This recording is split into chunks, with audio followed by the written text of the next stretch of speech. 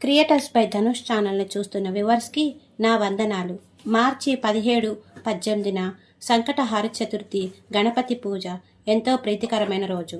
ఈ రోజు మనం సంకల్పించుకున్న పని ఖచ్చితంగా నెరవేరుతుంది. సంకటహార చతుర్థి రోజున గణపతి అనుగ్రహం కోసం ఈ వస్తువులు దానం చేయడం వల్ల సుఖ సంతోషాలు మీ సొంతం అవుతాయి.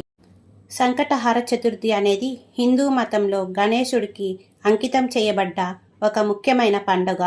ఇది ప్రతి నెల శుక్లపక్ష చతుర్థి తిథి రోజున జరుపుకుంటారు.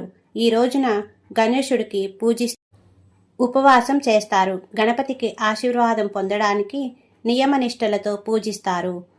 గణేశుడికి విఘ్నేశ్వరుడు అని పిలుస్తారు. అంటే అడ్డంకులు తొలగించేవాడని అర్థం.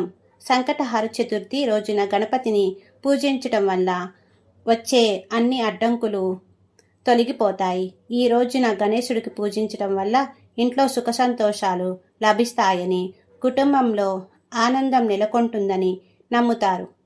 భక్తులు తమ కోరికలు తీర్చుకోవడానికి సంకట చతుర్థి రోజున ఉపవాసం కూడా పాటిస్తారు.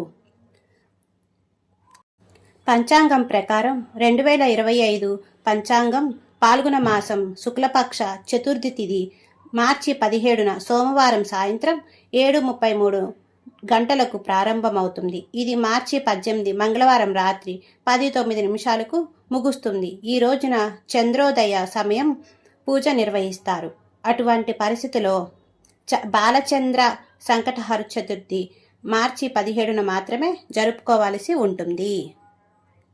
గణేశుడికి ఇష్టమైన నైవేద్యాలు సమర్పించి మనం ఏ పని చేయాలన్నా సంకల్పం ప్రకారంగా నెరవేరాలని గట్టిగా కోరుకోవడం మనం చేద్దాం.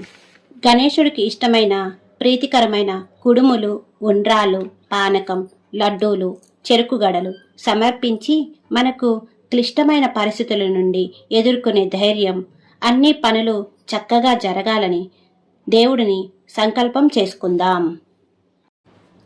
ఎటువంటి దానం వలన ఎటువంటి ఫలితాలు వస్తాయో చూద్దాము. బట్టలు, మీరు పేదలకు, అవసరంలో ఉన్న వారికి కొత్తవి లేదా శుభ్రమైన దుస్తువులను దానం చేయవచ్చు. ధాన్యం, బియ్యం, గోధుమలు, పప్పులు,